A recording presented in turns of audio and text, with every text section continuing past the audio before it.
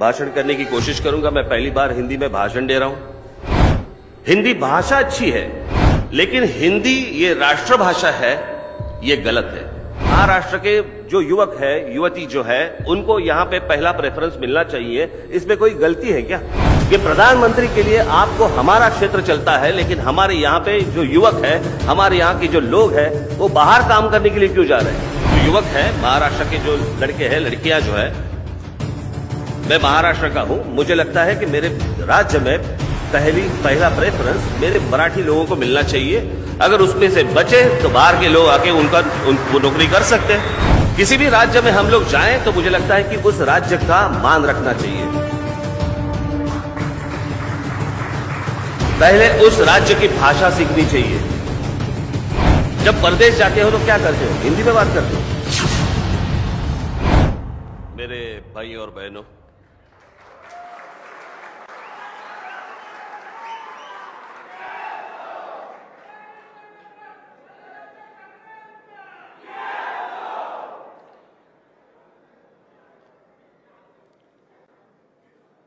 एक दिन मैं घर पे बैठा था तो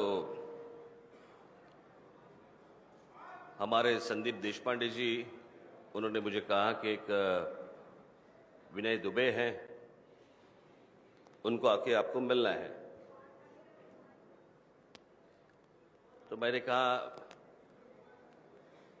मैंने अभी तो कुछ बात की ही नहीं है, तो क्यों मिलने आ रहे हैं?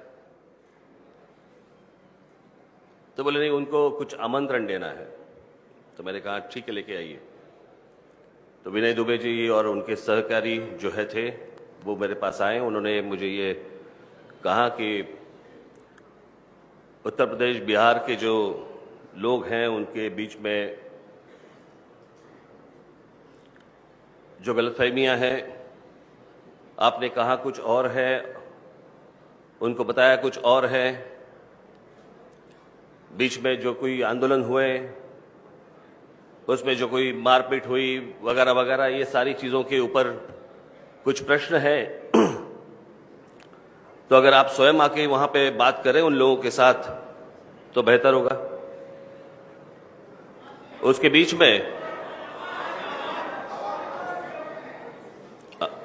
इतने से हॉल में आवाज नहीं आ रही मेरी। तो वो हुआ ऐसे था बीच में कि एक गुजराती समाज के लोग मुझे आके मिले थे। मिस्टर जयेश वालिया, यहीं पे बोरीवली में ही था वो प्रोग्राम। उनका भी यही कहना था। तो मैं वहां पे गया था। फिर उसके बाद मुझे पूना में बुलाया था। कोई गुजराती और मारवाड़ी लोग थे, तो उन्होंने भी मुझे बुलाया था। तो वो सामने रखते हुए विनय दुबे जी मेरे पास आए और उन्होंने कहा कि अगर आप उत्तर भारतीयों के सामने आके आपकी बात कहें तो बेहतर होगा। मैं बोला ठीक है, मुझे क्या, मैं आता हूं।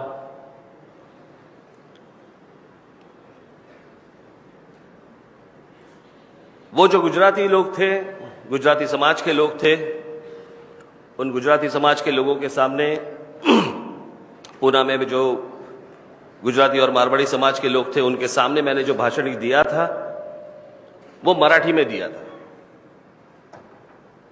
क्योंकि वो मराठी समझते हैं। आज आपके बीच में आ रहा हूं मैं, सिर्फ आप ही की बात होती तो मैं मराठी में भाषण कर लेता, लेकिन विनय दुबे जी ने मुझे कहा था कि ये आपका जो भाषण है, ये भाषण हमें उत्तर प्रदेश में, बिहार में सब लोगों को दिखाना है, उनको बताना है कि आपकी भूमिका असलियत में क्या है। तो इसलिए मैं हिंदी में भाषण करने की कोशिश करूंगा। मैं पहली बार हिंदी में भाषण दे रहा हूं।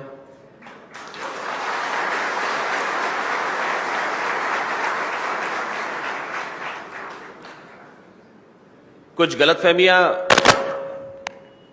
भाषा के अनुसार आपके बीच में भी होगी।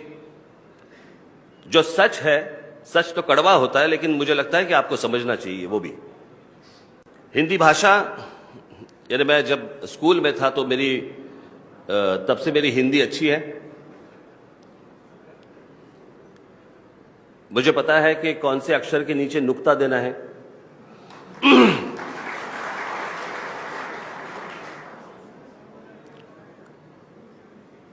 वो इसलिए क्योंकि मेरे पिताजी जो थे उनकी हिंदी अच्छी थी। उनकी सबसे ज्यादा वो बोल सकते थे, लिख सकते थे, समझ सकते थे, वो भाषा थी उर्दू। तो इसलिए उनके कारण मेरा थोड़ा बहुत हिंदी ठीक ठाक हुआ। और दूसरा कारण है फिल्में।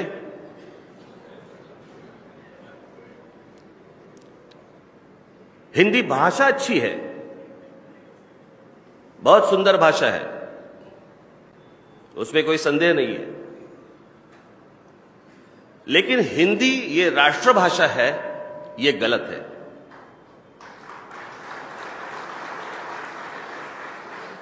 क्योंकि राष्ट्रभाषा का निर्णय कभी हुआ ही नहीं। ये जो मैं बोल रहा हूं, अभी इंटरनेट है, बहुत सारी चीजें हैं, जाके आप देख सकते हैं, समझ सकते हैं। तो जैसे हिंदी भाषा है, वैसे ही मराठी भाषा है, वैसे ही तमिल भाषा है, वैसे ही गुजराती भाषा है, इस राष्ट्र की भाषा है, ये सारी भाषाएं हैं।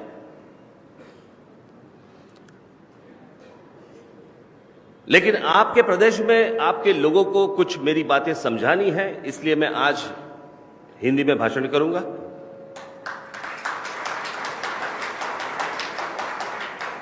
कुछ गलतियां हुई तो समझ लेना।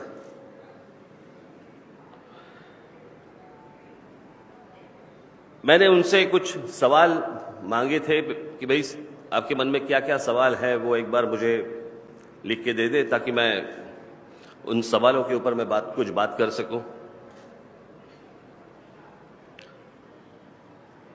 जो भी कुछ सवाल आए हैं मुझे कि वो रेलवे एग्जाम के वक्त जो यहां पे हुई मारपीट हुई, जो फेरी वाले हैं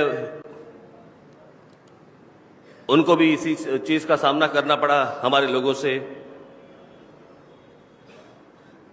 मुझे लगता है कि एक पहली बार हम लोग हमारा देश समझ ले कि हमारा देश हमारी देश की घटना क्या है, हमारा देश कहता क्या है, हमारे देश के कानून क्या है। वो एक बार अगर हम लोग समझ ले तो मुझे लगता है कि बाकी चीजें समझने के लिए बहुत आसान रहेगी।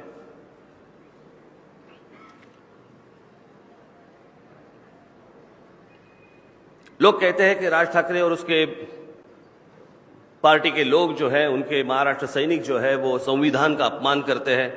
संविधान में तो ये लिखा हुआ है कि इस देश का आदमी कहीं भी जा सकता है, कहीं भी घूम सकता है, कहीं भी रह सकता है।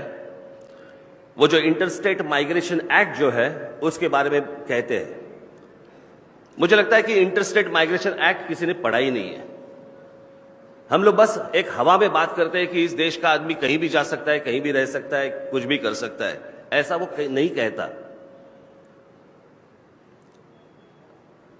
अगर वो कायदा अगर आप पढ़ ले ठीक से, तो उसमें आपको पता चलेगा कि अगर आपको एक राज्य छोड़ के दूसरे राज्य में आना है, अगर आप आते हो तो आने के वक्त आपको पहले पुलिस स्टेशन में आपको बताना पड़ता है कि आप कौन हैं, किस काम से आए हैं, आप कहां रहने वाले हैं, आपको अगर जॉब मिली है तो किसने आपको जॉब दी है, उसका एक सर्टिफिकेट लगता है। ये सारी चीजें उसमें दी है। हम लोग सिर्फ एक ही बात पकड़ते हैं कि एक राज्य से निकले लोग और दूसरे राज्य में चले गए। ऐसे नहीं होता।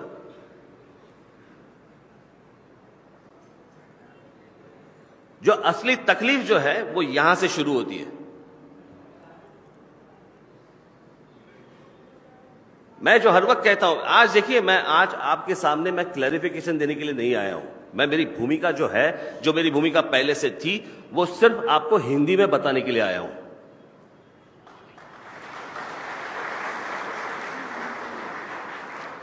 एक अब्राहम लिंकन का एक बहुत अच्छा सेंटेंस है, बहुत अच्छा वाक्य है उनका, अब्राहम लिंकन का,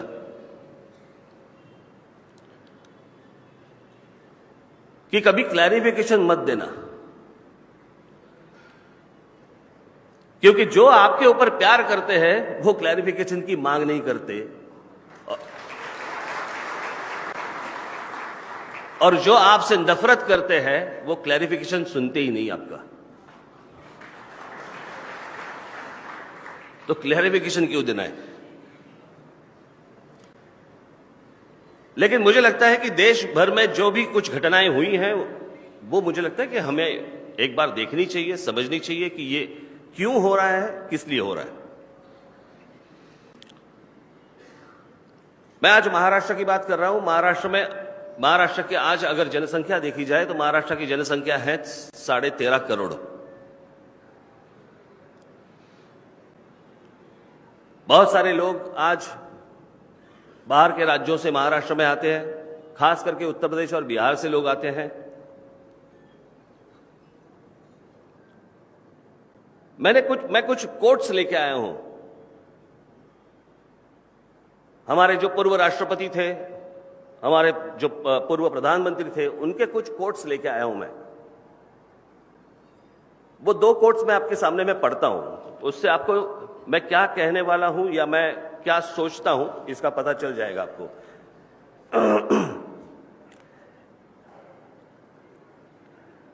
यह है अपने पूर्व राष्ट्रपति राजेंद्र प्रसाद जी का कहना, यह उनका स्टेटमेंट है कि यह भूमिपुत्र मुद्दा आज का नहीं है। 1938 में पहली बार राजेंद्र प्रसाद जी ने, भूतपूर्व राष्ट्रपति, बिहार का सर्वे किया था और एक रिपोर्ट लिख के उन्होंने वह कांग्रेस कार्य समिति के सामने रखा था। उस रिपोर्ट में राजेंद्र प्रसाद जी लिखते हैं, हम जहां रहते हैं उसी क्षेत्र में हमें काम मिले, यह अच्छा स्वाभाविक है, उसे हम टाल नहीं सकते और उसके लिए नियम बनाना, अगर वही नियम सभी राज्यों को हो, कांग्रेस की विचारधारा के अनुसार ही है। राजेंद्र प्रसाद जी आगे लिखते हैं, यही उचित होगा कि किसी प्रांत के स्थानिक लोगों को वही रोजगार और शिक्षा का अवसर उपलब्ध हो। स्थानिक लोगों की ऐसी मांग हो तो हम टालना नहीं चाहते और वह हम कर भी नहीं पाएंगे। स्थानिक लोगों की इच्छा को सम्मान देना चाहिए। दूसरा कोट है इंदिरा जी का, लोकसभा का। लोकसभा में उन्होंने जो कहा था वो कोट है और उन्होंने कहा था कि यह सही है कि भारत का कोई भी नागरिक कहीं भी जा सकता है, काम कर सकता है, फिर भी अगर बहुत भारी संख्या में अगर बाहर के लोग काम करने हेतु आएंगे तो संघर्ष तो होगा ही, उस राज्य में संघर्ष तो होगा ही। मैं इस पे कुछ नियम बनाने के पक्ष में नहीं हूं, फिर भी इसमें कुछ संतुलन बनाना चाहिए और किसी भी हालत में स्थानीय लोग रोजगार से वंचित न हो, यह देखना चाहिए। मैं जो कहता हूं इससे अलग क्या कह रहा हूं मैं? अगर महाराष्ट्र में रोजगार उपलब्ध है तो महाराष्ट्र के जो युवक है, युवती जो है, उनको यहां पे पहला प्रेफरेंस मिलना चाहिए। इसमें कोई गलती है क्या?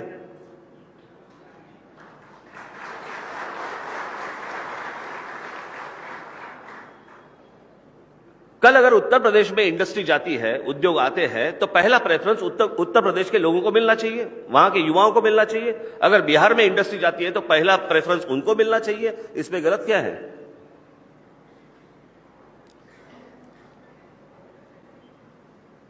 देखिए, ये देश है, इस देश के हम लोग सब राज्य बोलते हैं, हम लोग कहते हैं। मैंने एक बार कहीं एक भाषण में कहा था कि भारत एक यूरोप जैसा है। अगर हर प्रांत की भाषा देखी जाए तो अलग है, हर प्रांत का अगर पहराव देखा जाए, कपड़े अगर देखे जाए वो अलग है, संस्कृति अलग है, खाने पीने की बातें अलग है। तो ये जो भारत है, ये भारत भी यूरोप जैसा है। वहां पे भी एक अलग अलग राज्य है, जिससे अभी इंग्लैंड बाहर निकला वो बात अलग है, लेकिन अलग अलग राज्य है, उनकी करेंसी एक है। भारत भी वैसा ही है। जिसे हम लोग राज्य कह रहे हैं वो असलियत में एक एक देश है, जिसे बांधा हुआ है, जिसे हम लोग भारत कह रहे हैं।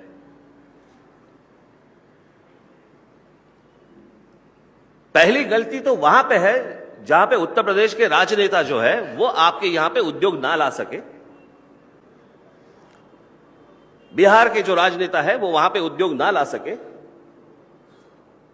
अगर ठीक से हम लोग सोचे तो देखिए कि भारत के जितने भी प्रधानमंत्री हुए हैं उसमें से कम 70 से 80% प्रधानमंत्री उत्तर प्रदेश से है।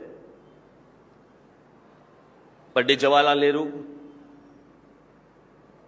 कॉन्स्टिट्यूंसी उनकी उत्तर प्रदेश, लाल बहादुर शास्त्री उत्तर प्रदेश, इंदिरा जी उत्तर प्रदेश, राजीव गांधी उत्तर प्रदेश, सोनिया गांधी उत्तर प्रदेश, राहुल गांधी उत्तर प्रदेश, अटल बिहारी वाजपेयी उत्तर प्रदेश, वीपी सिंह उत्तर प्रदेश,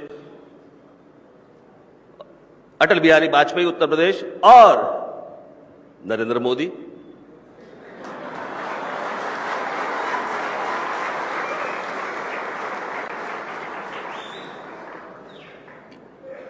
ये जो बातें हैं, ये जो सवाल है, आप ये जो मुझे पूछ रहे हैं, आप उनको क्यों नहीं पूछते कि प्रधानमंत्री के लिए आपको हमारा क्षेत्र चलता है, लेकिन हमारे यहां पे जो युवक है, हमारे यहां के जो लोग हैं, वो बाहर काम करने के लिए क्यों जा रहे हैं?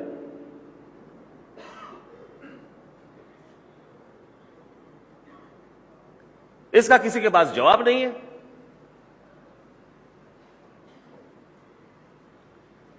मैं अगर मेरी महाराष्ट्र के मेरे युवकों को, जो युवक है महाराष्ट्र के, जो लड़के हैं लड़कियां जो है, मैं महाराष्ट्र का हूं, मुझे लगता है कि मेरे राज्य में पहला प्रेफरेंस मेरे मराठी लोगों को मिलना चाहिए। अगर उसमें से बचे तो बाहर के लोग आके वो नौकरी कर सकते हैं। किसी भी राज्य में हम लोग जाएं तो मुझे लगता है कि उस राज्य का मान रखना चाहिए। पहले उस राज्य की भाषा सीखनी चाहिए।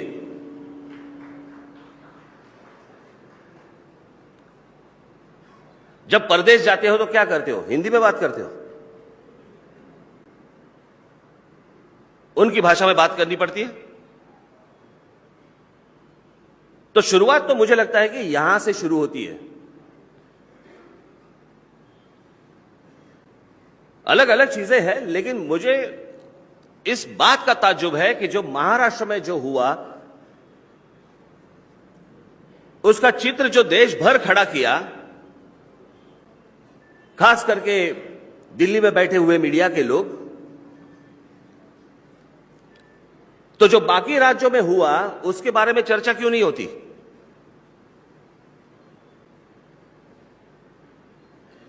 आपको शायद पता नहीं होगा, लेकिन एक गोवा के मंत्री थे, आई थिंक नाइक, रवि नाइक। वहां पे बिहार से एक ट्रेन शुरू कर रहे थे, एक रेलवे शुरू कर रहे थे। तो उन्होंने एक स्टेटमेंट किया था कि हमें भिखारियों की ट्रेन यहां पे नहीं चाहिए। तब किसी को अपमान नहीं लगा, तब किसी का खून नहीं खौला, तब मीडिया वालों ने कुछ सवाल नहीं पूछे।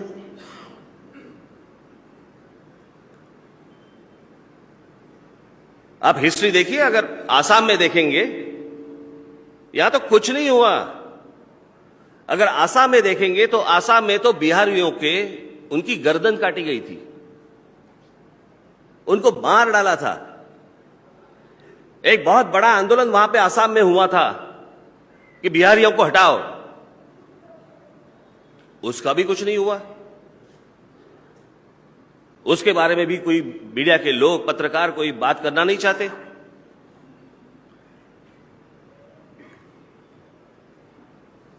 एक बार वो कौन, अर्नब गोस्वामी, वो मेरे पास आए थे और उन्होंने शुरू कर दिया, ये उत्तर प्रदेश और बिहार के लोग जो आते हैं वगैरह वगैरह वगैरह वगैरह। मैं बोला, अर्नब एक मिनट ठहर, पहली बात मेरे को ये बता, तू तो आसामी है, तो आसाम में क्या हुआ उसका जवाब पहले तू मुझे दे, बाद में मैं तेरे को देता हूं।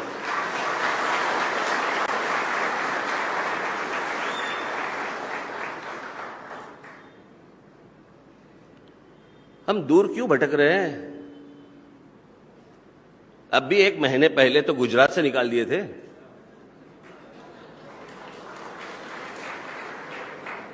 दस 15 हजार लोग तो मुंबई आ गए। ये अच्छा है, किसी राज्य से निकाल दिए जाए तो मुंबई चले आते हैं, वापस उस राज्य में नहीं जाते। पहले से बोझ क्या कम है इस राज्य के ऊपर?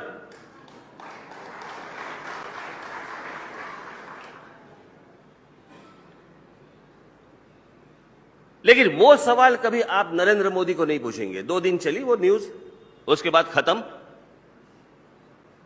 मेरे बारे में कितने दिन चल रही थी? अभी भी कुछ कुछ लोगों को बीच में अटैक आ जाता है तो निकाल देते हैं, लेकिन वो गुजरात की न्यूज दबाई गई, उसका आगे कुछ नहीं हुआ। किसी वहां के मुख्यमंत्री को सवाल नहीं पूछे गए, ना नरेंद्र मोदी को, ना वो अमित शाह को, ना और किसी को सवाल नहीं पूछे गए।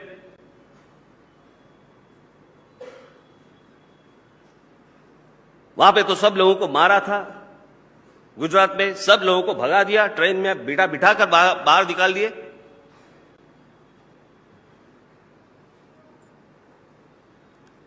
अब मैं मेरे आंदोलन पे आता हूं। जहां से ये शुरुआत हुई थी वो था रेलवे का आंदोलन। महाराष्ट्र में रेलवे के जो जॉब्स थे, जो महाराष्ट्र के लोगों को मिलने चाहिए थे, उसका इश्तिहार किसी भी महाराष्ट्र के मराठी न्यूज़पेपर में कभी छपवाया नहीं, महाराष्ट्र के किसी हिंदी न्यूज़पेपर में छपवाया नहीं, किसी इंग्लिश न्यूज़पेपर में आया नहीं। महाराष्ट्र में इस तरह के जॉब्स हैं, इस तरह की नौकरियां हैं, इसके इश्तिहार कहां पे आ गए? उत्तर प्रदेश में और बिहार में। क्यों महाराष्ट्र में क्यों नहीं?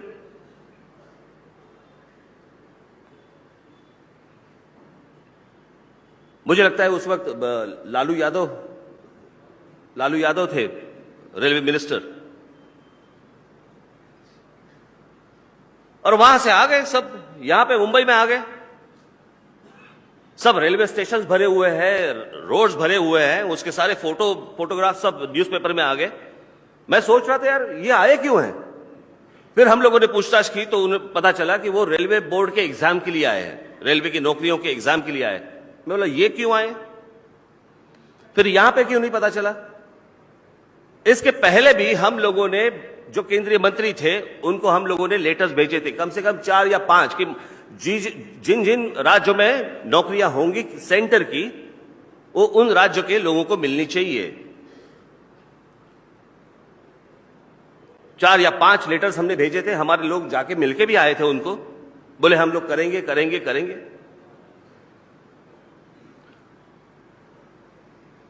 और फिर उस वक्त जो माहौल जो भड़क गया,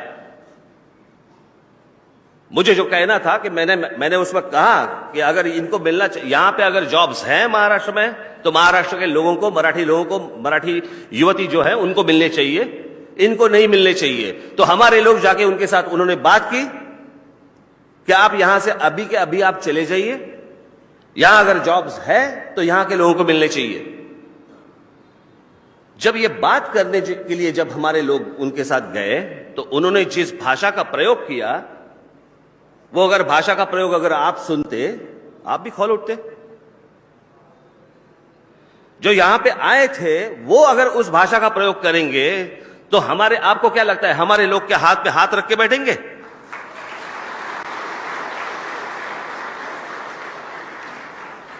कल अगर यही बात उल्टी हो गई, पकड़ लो, कि मराठी लोगों ने जाके अगर उत्तर प्रदेश में या बिहार में इस तरह की बात की, आप क्या करेंगे? आरती उतारेंगे?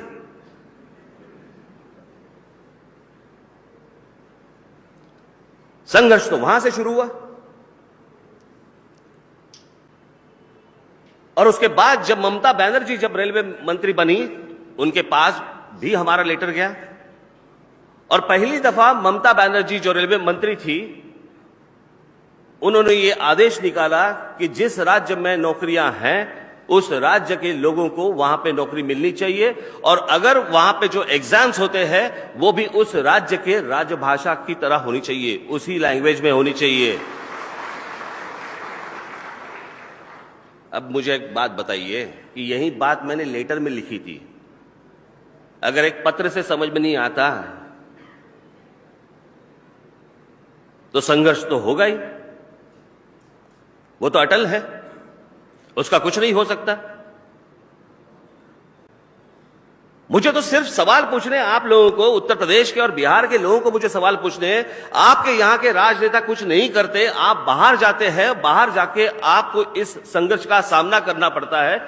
आपको नहीं लगता कि आप हर जगह जाके अपमानित होते?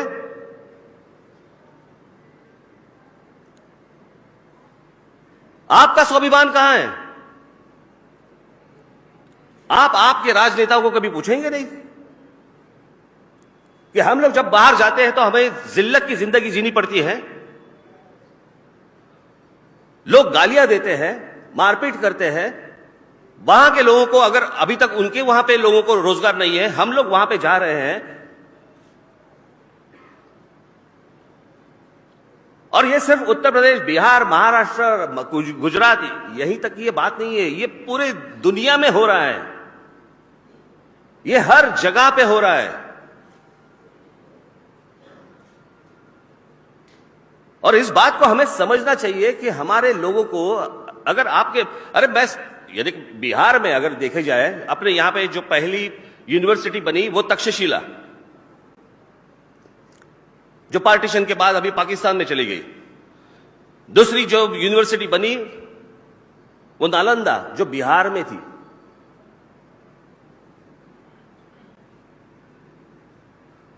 तीसरी यूनिवर्सिटी बनी वो थी 1200 में, 1290 या कहीं उस वक्त, ऑक्सफोर्ड।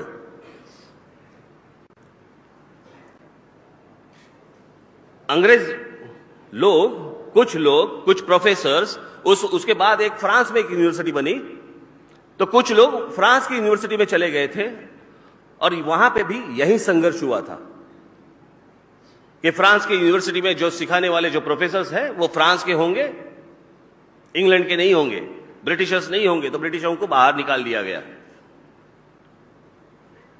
जो गए थे वो वापस आ गए ऑक्सफोर्ड में। अभी जो ऑक्सफोर्ड में जो थे उनके लिए तो वो मुहाजिर थे, ये तो बाहर जाके आए, बाहर से अभी अपने यहां पे यूनिवर्सिटी में आए। ऑक्सफोर्ड से भी उनको निकाल दिया गया। लोग एजुकेटेड थे, सीखे हुए थे, तो उनको पता चला, तो वो बाहर निकले, और बाहर निकलने के बाद उन्होंने एक यूनिवर्सिटी खोली जिसका नाम है कैम्ब्रिज यूनिवर्सिटी। मैं ये आपको क्यों कह रहा हूं, क्योंकि ये आज से नहीं, ये सालों सालों से चल रहा है, ये हर जगह चल रहा है कि अगर मेरे बच्चे, अगर मेरे यहां पे लोग अगर भूखे रहेंगे, उनके हाथ को काम नहीं मिलेगा, उनको नौकरियां नहीं मिलेंगी, और वो देख रहे हैं कि बाहर के आके लोग यहां पे अगर बस रहे हैं और काम कर रहे हैं। इन्होंने मुझे किसी ने इसमें सवाल किए हैं कि जो उत्तर प्रदेश से लोग आते हैं, बिहार से लोग आते हैं, वो सब्जियां बेचते हैं, तरकारी बेचते हैं, वॉचमैन बनते हैं, कम सैलरी में वो काम करते हैं, मराठी लोग काम करते हैं क्या? आइए मेरे साथ, मैं दिखाता हूं आपको।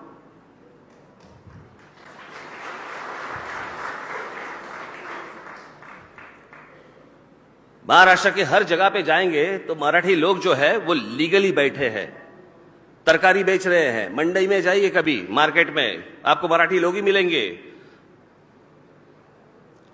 बहुत जगहों पे हमारी मराठी औरतें बैठी रहती है। ये जो फेरी वाला का जब आंदोलन जब हुआ, उसके बाद बहुत सारे ऐसे मराठी लोग भी मेरे पास आए, लेकिन जहां पे लीगल नहीं था वो मेरे पास आए कि हमें बैठने दीजिए। मैं बोला जहां पे लीगल नहीं है वहां पे कोई नहीं बैठ सकता। तो जो मैंने मुझे समझाना था वो आपको भी वही समझाना था, उनको भी मैंने वही समझाया।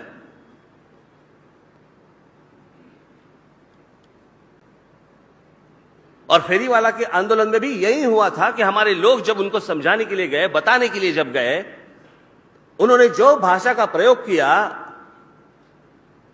और दिखाने के लिए, आपके जो नेता लोग यहां पे कहते हैं कि हम लोग उत्तर भारतीयों के नेता जो है, उन लोगों ने इन सारी चीजों में जो आग लगाई, उसके बाद यह संघर्ष शुरू हुआ।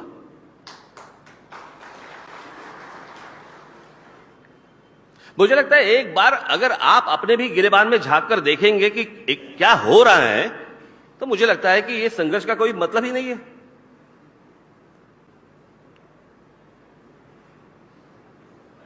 आज इंडस्ट्री महाराष्ट्र में इतने सालों से क्यों रह रही है, क्यों आ रही है? क्योंकि यहां के मराठी लोगों ने, जो सुसंस्कृत मराठी जो लोग हैं, उन लोगों ने यहां की जो भूमि तैयार की, उसकी वजह से बाहर की बहुत सारी इंडस्ट्री महाराष्ट्र में आ रही है। मुझे लगता है कि ऐसी कोई सुसंस्कृत उत्तर प्रदेश में लोग नहीं है, ऐसी बात नहीं है, बहुत सारे लोग हैं। उनको एक बार ये सोचना चाहिए कि उनके जो युवा हैं, जो युवती है, उनके भविष्य के लिए यहां पे लोग आने चाहिए। इंडस्ट्री उत्तर प्रदेश में जाए, मैं चाहता हूं कि इंडस्ट्री उत्तर प्रदेश में जाए, बिहार में चली जाए, वहां के युवकों को काम मिले। लेकिन बस वहां से निकले और यहां पे मुंबई महाराष्ट्र में चले आए, आप मालूम नहीं क्या करना है, बस गए। झोपड़पट्टी के ऊपर झोपड़पट्टी बन रही है मुंबई में, ठाणा में, हर जगह पे। आपको मालूम है उत्तर प्रदेश, बिहार और सिर्फ झारखंड से, 3 राज्यों से महाराष्ट्र में रोज 48 ट्रेनें आती है। 48 ट्रेन रोज आ रही है, भर के आ रही है, खाली जा रही है।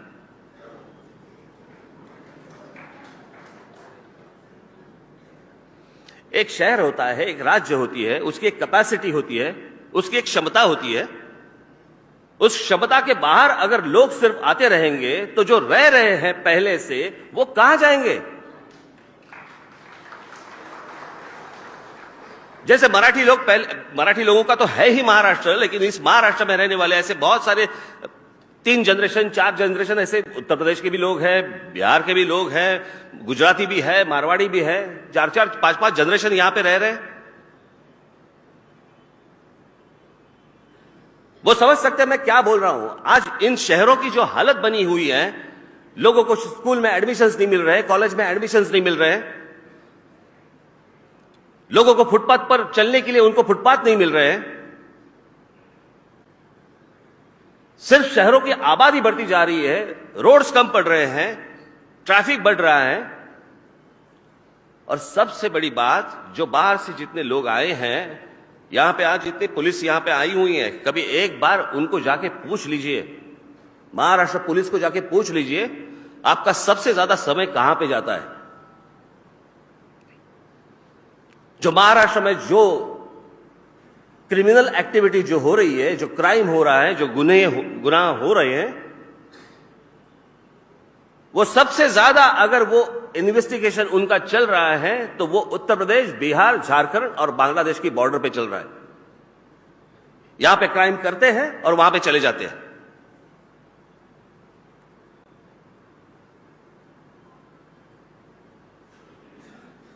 '95 के पहले ऐसी हालत नहीं थी,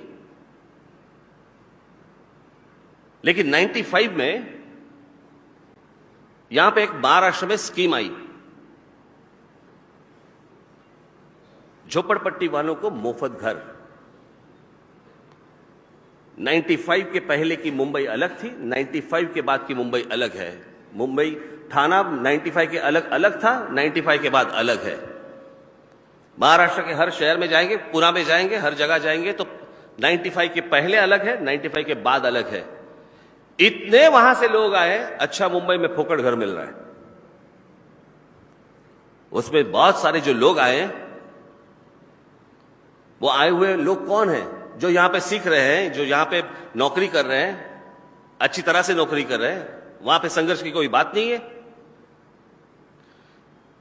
लेकिन जो सिर्फ क्रिमिनल्स यहां पे आ रहे हैं, अगर उस राज्यों से आ रहे हैं, राज ठाकरे बर्दाश्त नहीं करेगा।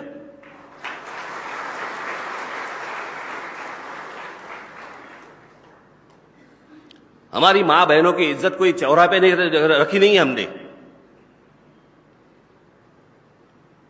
कि कोई भी यहां बाहर से आता है, जो टैक्सी वाला बोलता है, टैक्सी चलाता है, और टैक्सी चलाते चलाते हमारी मां बहनों को अगर वो गाली देगा, कौन सहेगा?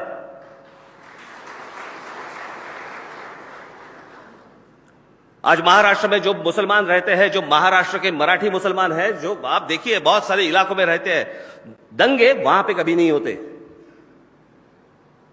जो बाहर से आए हुए जो मुसलमान हैं, बाहर के राज्यों से आए हुए मुसलमान हैं, दंगे वहां पे होते हैं।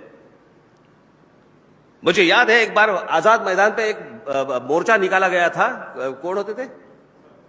रजा अकादमी, वो उनका एक मोर्चा निकाला हुआ था। मैंने जब बाद में पूछताछ की मैंने पुलिस से, तो सब उसमें से कम 98% जो मुस्लिम्स थे आए हुए, जिन्होंने मीडिया की वैन्स जलाए थे, पत्रकारों के यहां पे मारा था, यहां के पुलिस को मारा था। पुलिस, जो महिलाएं हमारी जो बहनें हैं, उनके इज्जत पे हाथ डाला था। जो भी लोग थे वो बाहर के लोग थे। आपको क्या लगता है वो हम लोग से हैं?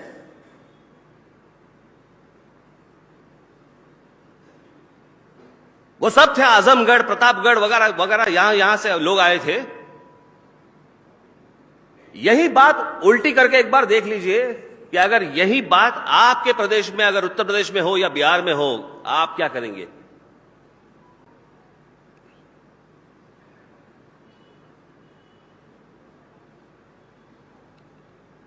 मुझे लगता है कि आपको भी इस बात पे सोचना चाहिए। संघर्ष होता कब है? ऐसी बात नहीं है ना कि मुझे कोई बाकी कोई सोच नहीं है, बस संघर्ष करो। जो मैं कहता हूं, जो मैंने बातें मराठी में की थी, वही आपके सामने आज मैं हिंदी में रख रहा हूं। आज मेरे यहां पे दोस्त आए हुए हैं, यहां पे कहीं बैठे होंगे। मिस्टर, ये देखिए, खड़े हो जाइए, उभर।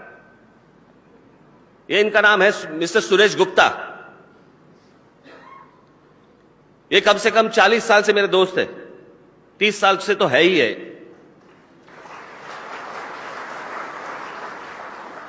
अगर हर जगह मैं नफरत की आंखों से देखता, ये क्या दोस्त रहते क्या मेरे? यहां पे एक बहुत बड़े सीनियर पत्रकार बैठे हैं, Amrish Mishra, times of India के। मराठी लोग नहीं बोल सकते उतनी उत्तम मराठी ये बोलते हैं।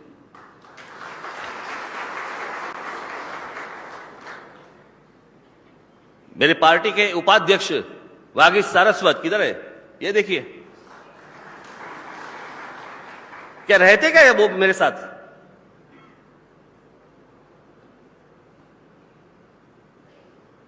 मेरी जो सोच है वो बहुत सीधी है।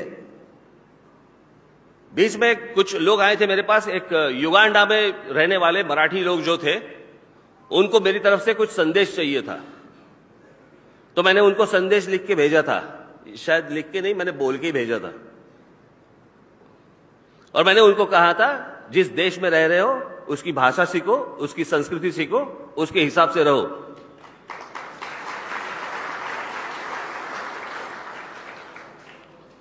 आप जिस प्रदेश में जा रहे हो उस प्रदेश की भाषा आपको सीखनी चाहिए। उस प्रदेश के लोगों का आपको सम्मान रखना चाहिए। और यहां पे अभी इतनी भीड़ हुई है कि आपके लोगों को अभी बताना चाहिए कि भाई साहब अभी मत आना।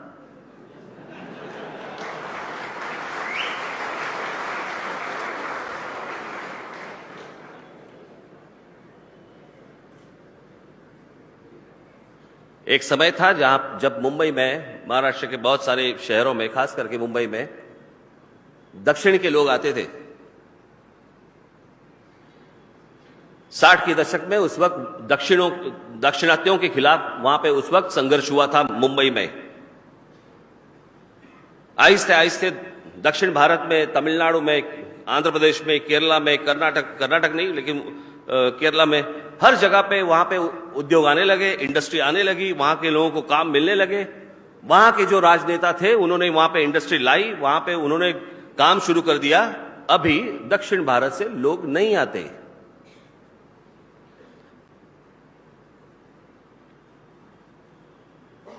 मैं आपकी सोच समझ सकता हूं कि हमें वहां पे काम नहीं मिलता, इसलिए हम लोग दर दर भटकते हैं। लेकिन जिस महाराष्ट्र में आ रहे हैं वहां पे भी लाखों युवक, आज उनको भी हाथ को काम नहीं है। हमारे अगर विदर्भ में जाएंगे, हमारे मराठवाड़ा में जाएंगे, हमारे पश्चिम महाराष्ट्र में जाएंगे, हमारे कोंकण में जाइए, बहुत सारे ऐसे युवक हैं जिनको मालूम ही नहीं है कि काम कहां पे है।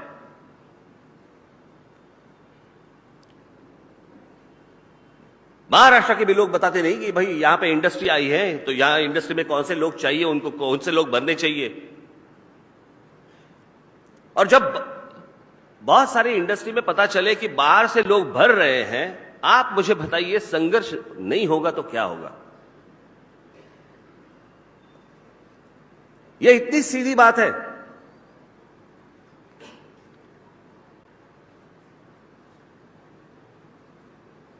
मीडिया के लोग, मुझे याद है वो मेरा भाषण चल रहा था, मैं मराठी में भाषण दे रहा था।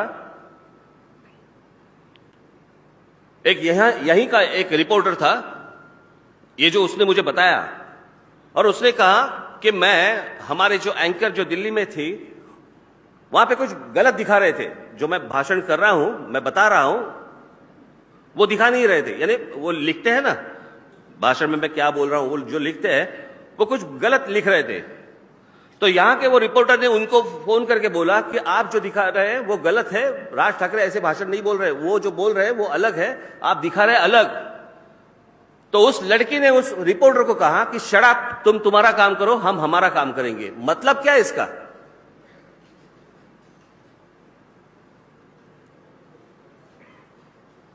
यानी आपके टीआरपी के लिए अगर आप राज्यों के बीच में अगर आप आग लगाते रहेंगे, ये कैसे होगा?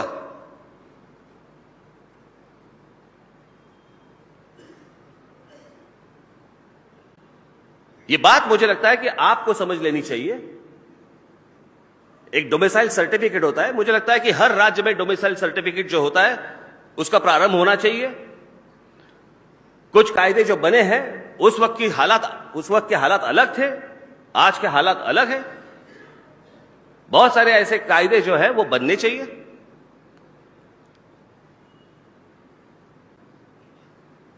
हमारे यहां पे राज्य जो है, राज्य में सत्ता होती है, केंद्र में सत्ता होती है, केंद्र का काम अलग रहता था।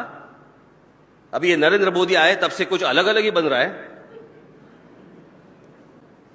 जब वो मुख्यमंत्री थे तब भाषा उनकी अलग थी, जब प्रधानमंत्री बन गए तो भाषा उनकी अलग है। जब मुख्यमंत्री थे तो नरेंद्र मोदी कहते थे उन्होंने केंद्र को कहा था जब मुख्यमंत्री थे कि हमें आप पैसे भेजना बंद कर दीजिए, हम आपको पैसे देना बंद कर देंगे, हम हमारा राज्य चलाएंगे। प्रधानमंत्री बनने के बाद कह रहे हैं हम हमारा पैसा हमारे पास रखेंगे, राज्यों का पैसा भी हम लोग ले लेंगे।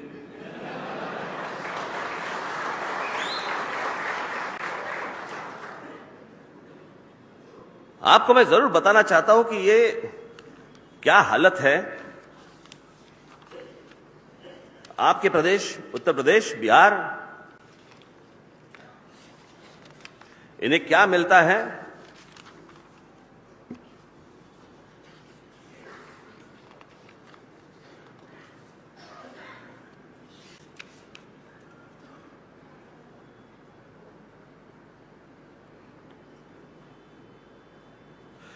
ये देखिए, महाराष्ट्र केंद्र में जितने पैसे देता है, केंद्र को जितने पैसे देता है, महाराष्ट्र केंद्र के भंडार खजाने में 100 रुपयों का योगदान देता है, तो महाराष्ट्र को सिर्फ उसके बदले में 13 रुपए 20 पैसे मिलते हैं।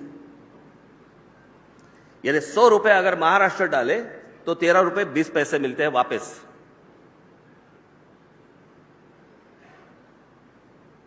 लेकिन बिहार जब 100 रुपया देते हैं तब उन्हें विकास के लिए 139 रुपए मिलते हैं।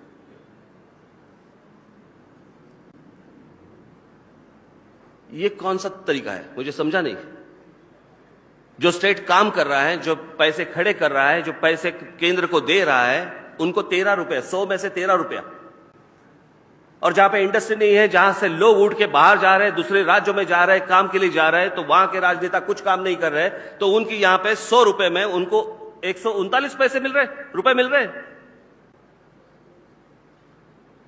यानी पैसे के पैसे खा रहे हैं, काम कुछ नहीं कर रहे हैं, उद्योग नहीं ला रहे हैं, लोगों को रोक नहीं रहे हैं, बाहर जा रहे हैं, अपमानित हो रहे हैं। ये कौन सा तरीका है भाई? ये कौन सा जीना है?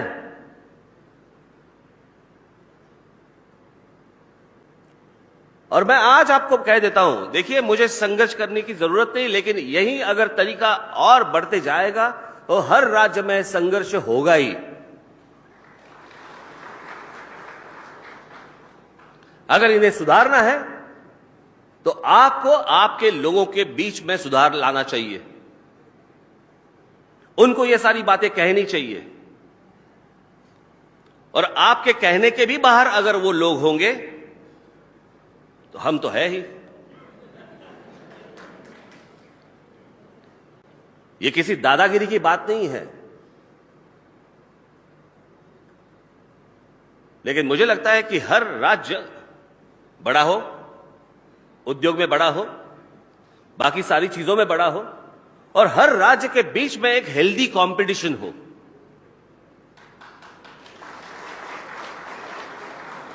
कि अगर ये राज्य ऐसे कर रहा है तो मैं ये ऐसे करूंगा, वो राज्य ऐसे कर रहा है तो मैं ऐसे करूंगा, इससे मुझे लगता है देश ही बड़ा होगा।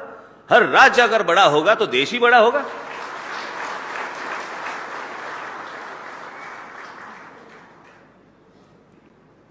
यही बात मैं आज तक कहते आया हूं, अब समझी?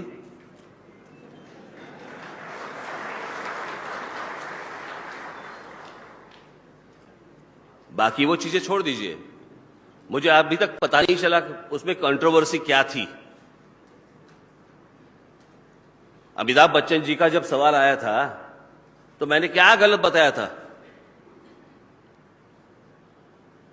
मेरा जो वाक्य था वो जो उस वक्त था आज भी वही है। बीच में एक बार मेरे साथ अमिताभ बच्चन जी एक स्टेज पे आए थे, उनके सामने भी मैंने वही बात रखी थी। मैंने सिर्फ इतना ही कहा था कि अमिताभ बच्चन जब लोकसभा के लिए खड़े हुए तो उन्होंने इलाहाबाद से खड़े हुए, क्यों नहीं मुंबई से? जब उन्होंने काम किया तो एक भोजपुरी फिल्म में काम किया था। जब उनके कोई बहू के नाम से कोई कन्याशाला निकालनी थी, उसके लिए उन्होंने उत्तर प्रदेश की जमीन चुन ली थी। मेरा सिर्फ इतना ही छोटा सा सवाल था कि इतने बड़े शहंशाह, इतने बड़े आदमी को, जो इतना बड़ा कलाकार है, इस इतने बड़े कलाकार को अगर अपने मातृभूमि या जन्मभूमि के बारे में या अपने राज्य के प्रति अगर इतना प्यार हो सकता है, तो राज ठाकरे बहुत छोटा आदमी है, उसको अगर महाराष्ट्र के प्रति प्यार होगा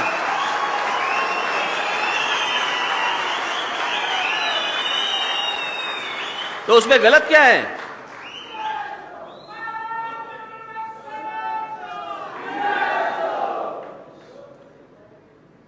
यही मेरी भूमिका थी और यही मेरी भूमिका रहेगी।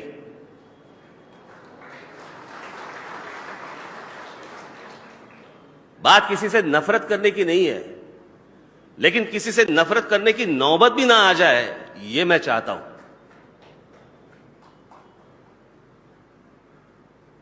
तो बस यही था मेरा, जो मैंने जो कहा था, इतना ही मेरे सामने जो था वो इतना ही था। आज आप आए हैं, मुझे लगता है कि आपने मुझे शायद समझ लिया होगा कि मुझे क्या कहना है और मुझे क्या करना है। मैं महाराष्ट्र का उत्कर्ष चाहता हूं, महाराष्ट्र में मराठी लोगों का उत्कर्ष चाहता हूं। मेरे महाराष्ट्र के साथ जो बरसों से, सालों से जो मेरे साथ महाराष्ट्र के जो हैं, जो इतर भाषिक भी होंगे लेकिन जो महाराष्ट्र को मानते हैं, मेरी मराठी भाषा को मानते हैं, यहाँ के लोगों का सम्मान रखते हैं, उनकी भी तरक्की मैं मेरे हाथ में मैं करूंगा। सो महाराष्ट्र का उत्कर्ष करना ये मेरा काम है। आप जाके सिर्फ वहां पे उनकी उस राजनेताओं को बताइए, उस प्रदेश का उत्कर्ष उनके हाथों हो, बस इतना ही। धन्यवाद। जय हिंद, जय महाराष्ट्र।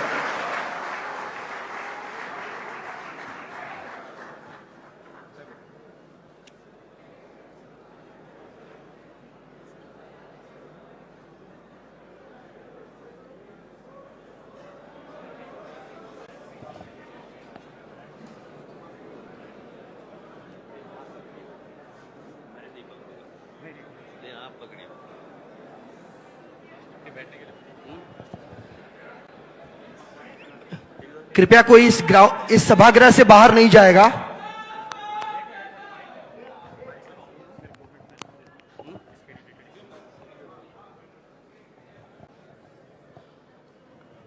आज माननीय राज साहब जी के उपस्थिति में हम लोग एक घोषणा करना चाह रहे हैं कि जब तक ये जो मूवमेंट हम चला रहे हैं हमारे राज्यों के भला के लिए, क्योंकि हमारे लोगों को यहाँ पे आके जो अपमान सहना पड़ता है उसका सबसे मुख्य कारण हमारे राज्यों के विधायक, सांसद और वहाँ की सरकारें हैं। तो हम चाहते हैं कि हम उनके ऊपर इस तरह से एक संवैधानिक तरह से एक दबाव बनाएं, उनका मुंबई में, महाराष्ट्र में विरोध हम लोग करेंगे, उनका प्रवेश बंद करेंगे, कि जब तक वो रोजगार ना दें तब तक वो मुंबई नहीं आ सकते।